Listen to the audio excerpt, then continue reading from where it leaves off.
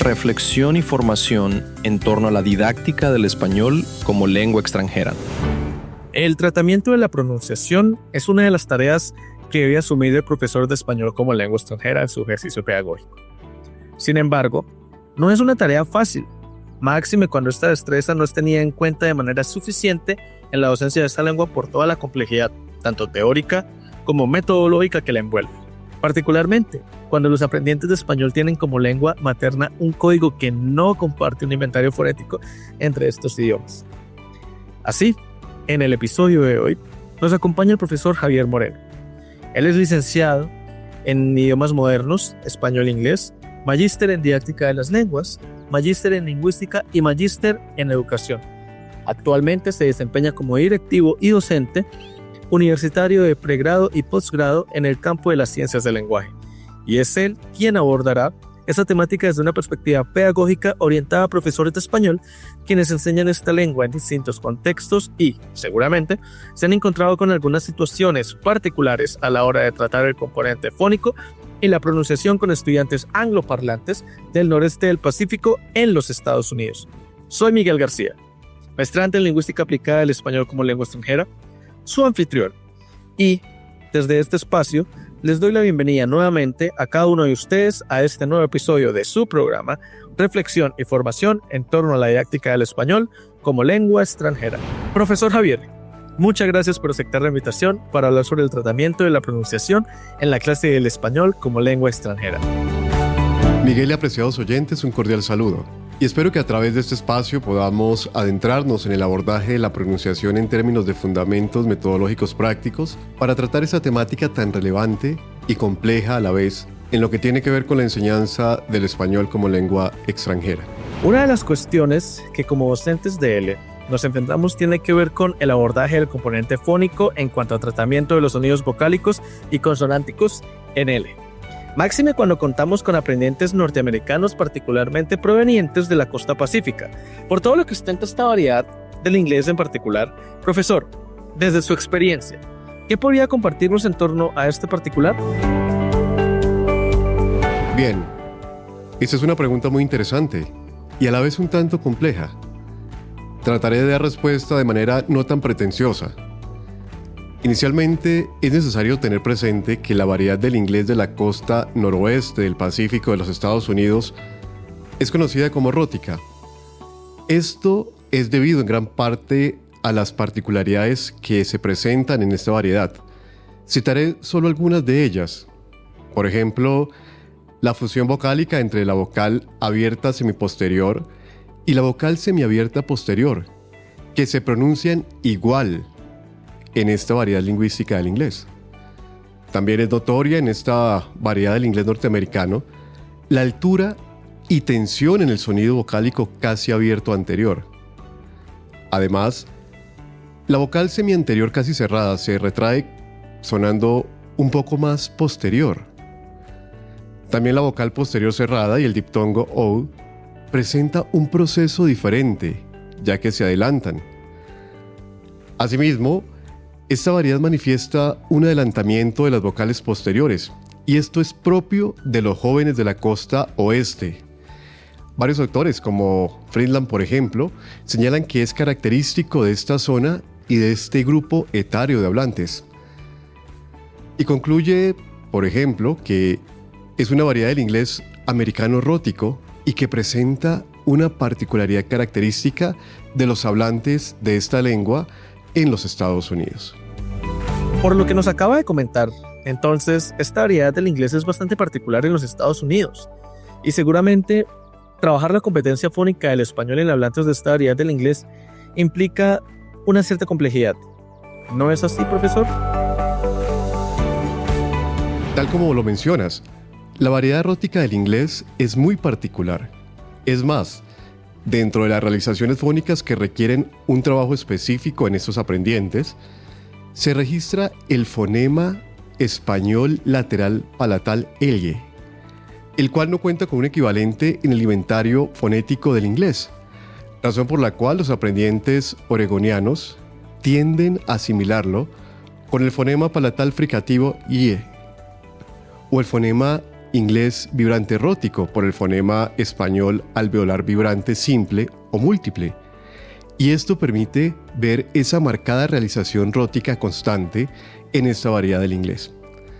Miguel, pues también se puede ver en estos aprendientes una explosión aérea fuerte en la realización de los fonemas oclusivos del español y la asimilación constante del fonema palatal africado ch por el fonema posalveolar fricativo sh, lo cual es dado por la interferencia de la lengua materna hacia la lengua extranjera. Eso solo por mencionar algunas de sus principales características variacionales, pues hay muchas, y por el espacio y la profundidad sería interesante también entonces ahondar al respecto en un próximo episodio. Considerando estas particularidades de la variedad rótica del inglés estadounidense, me surge una cuestión que seguramente como profesores de L nos hemos estado preguntando, y es ¿qué deberíamos tener en cuenta al momento de abordar la pronunciación del español con aprendientes cuya lengua presenta esta variedad? Pues Miguel, aunque no hay un recetario como tal para trabajar la pronunciación con este tipo de estudiantes, sí es importante considerar que al momento de abordar estos aspectos como profesores de español, debemos incluir en nuestra práctica las fases que la profesora Juana Gil, una docente de español, española por supuesto, pues ha trazado en relación con la didáctica de la pronunciación. Y así las cosas, la primera que ella propone y que quisiera compartirles el día de hoy es audición y sensibilización. En esta fase se pretende familiarizar al aprendiente con la percepción e identificación de estos sonidos problemáticos a partir de ejercicios de reconocimiento fonológico. Por ejemplo, el descubrimiento de los sonidos complejos para el estudiante. Y se puede hacer desde varios laboratorios digitales de fonética, como por ejemplo el de la Universidad de Iowa, que permite ejercicios de reconocimiento, de acercamiento y de trabajo a esa sensibilización a través de pares mínimos de contraste, en este caso de los fonemas palatal lateral y palatal fricativo, que son complejos para los estudiantes de la variedad rótica del inglés norteamericano. Dentro de la segunda fase que propone la profesora Juana Gil está la repetición o reproducción controlada. Allí se busca que el estudiante logre una apropiación suficiente del sonido en cuestión y que sea capaz de producirlo de forma suficiente mediante ejercicios de concienciación fonológica, evitando su fosilización, por ejemplo a través de contraste entre segmentos o trabajo de pares mínimos contextualizados y creativos. Y la última fase que señala la profesora Gil tiene que ver con la producción libre, en donde el estudiante, una vez apropiado el sonido problemático, puede llevar a cabo prácticas comunicativas que lo incluyan. Por ejemplo, trabajar e incluir estos sonidos difíciles en diálogos, juego de roles, exposiciones, podcasts, entre otros.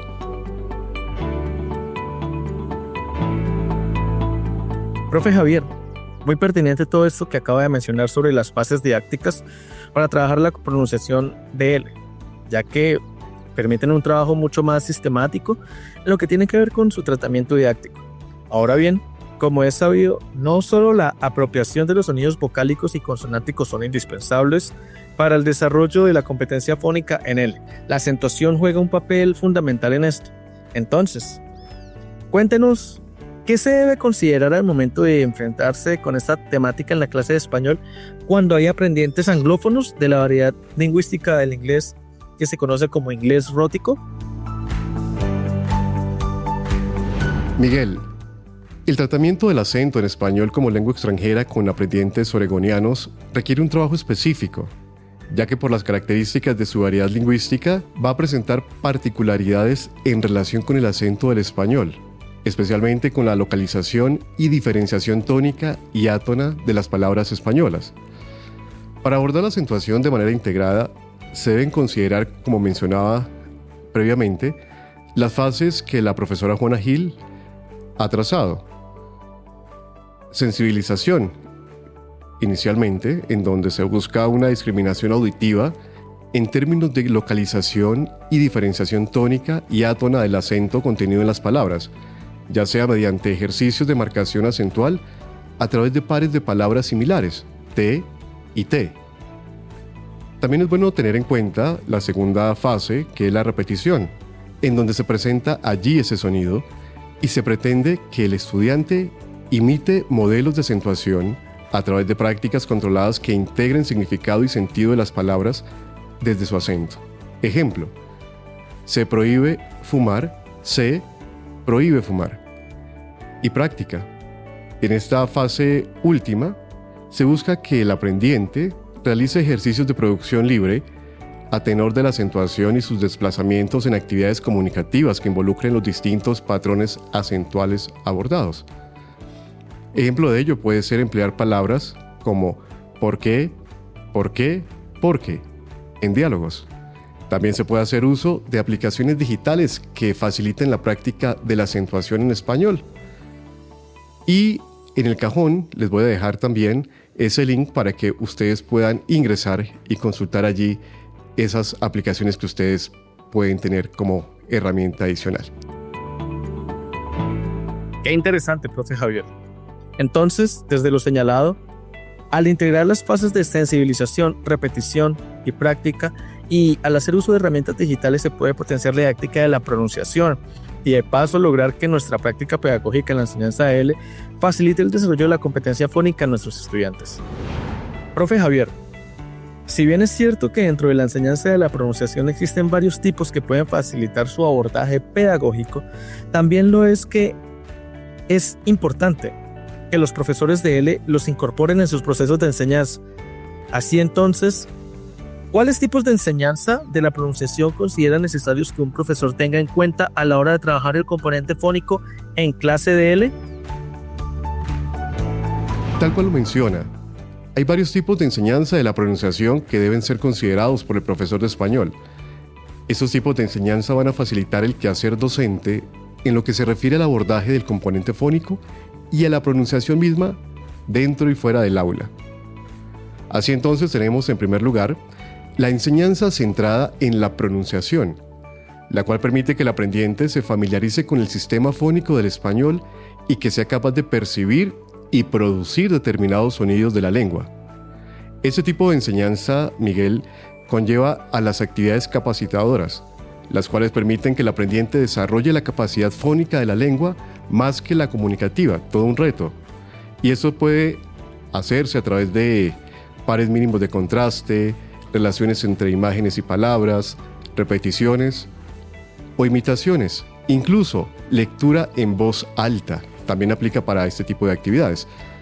En segundo lugar estaría la enseñanza centrada en el significado, la cual pretende que el aprendiente emplee la lengua extranjera y a la vez se aborde la pronunciación mediante actividades de interacción oral menos estructuradas que las anteriores. Por ejemplo, lectura y recitación de discursos, poemas, interpretación de lectura, participación en debates dirigidos, pero siempre teniendo en cuenta las necesidades del aprendiente. También está la enseñanza centrada en el aprendizaje, que busca desarrollar de manera autónoma la competencia fónica en los aprendientes, a través de actividades motivadoras tales como ejercicios de concientización sobre la importancia de la destreza fónica en la pronunciación de la lengua extranjera, a partir de debates, entrevistas, videos puntuales y actividades reguladoras que impliquen tareas de planificación, ejecución, control y evaluación sobre algún ítem de la pronunciación que involucren al estudiante como protagonista. Cabe señalarse que estas tipologías de la enseñanza han sido abordadas y trabajadas por la Corte y Reyes y han trazado todo un derrotero para poderlas abordar, que seguramente el docente de español puede ir y buscar mucha más información desde estos autores para poder hacer un trabajo y tamizaje más pertinente. Tiene razón en todo esto, pues muchas veces como docentes de L descuidamos la sistematicidad en el tratamiento de la pronunciación, ya sea por la complejidad que este tema ostenta o por el desconocimiento de los fundamentos teóricos y metodológicos de este particular. Ahora bien, dentro de la enseñanza de la pronunciación, supongo que debe haber una serie de actividades que facilitan dicho proceso y que todo docente de L debería conocer para poner en práctica. Profesor, ¿Cuáles actividades podría sugerirle a los profesores de español para incluir en la didáctica de la pronunciación y el componente fónico con sus estudiantes? Desde luego que existe un elenco de actividades que pueden ser implementadas en el aula de español, dentro de las cuales las más relevantes son las metacognitivas, las cognitivas, las socioafectivas, incluso las compensatorias. Permítanme ahondar en cada una de estas y tener así un poco más de claridad y cómo ustedes, como profesores de español, pueden hacer uso de ellas dentro y fuera del aula de clase.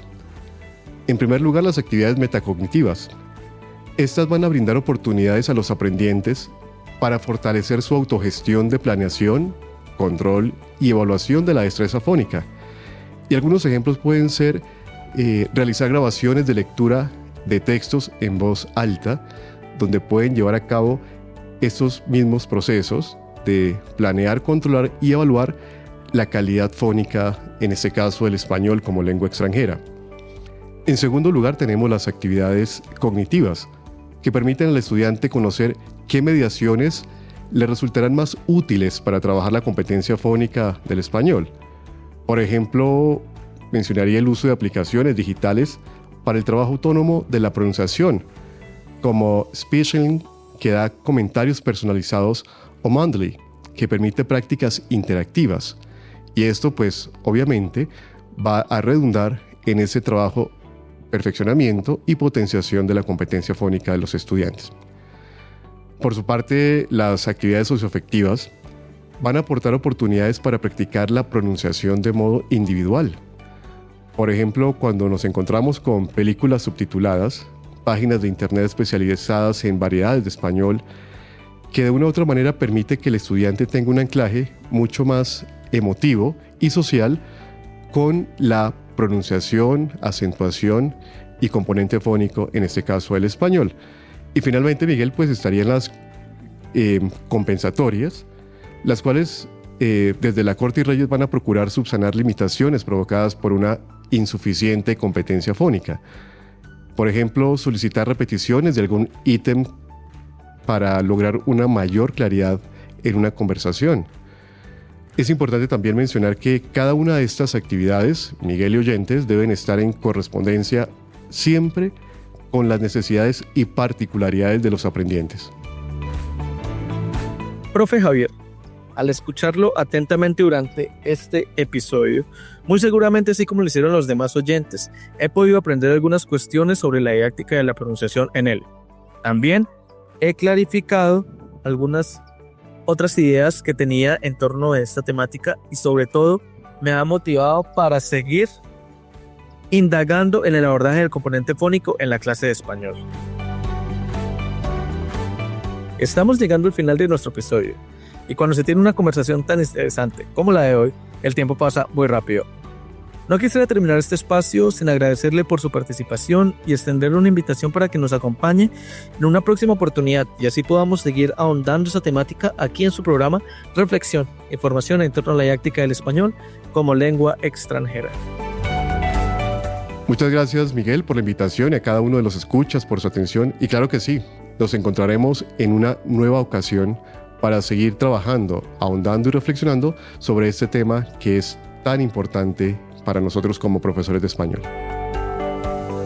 Amables oyentes, como siempre, un placer haber estado con ustedes el día de hoy, en un episodio más de reflexión e información en torno a la didáctica del español como lengua extranjera. ¡Feliz día!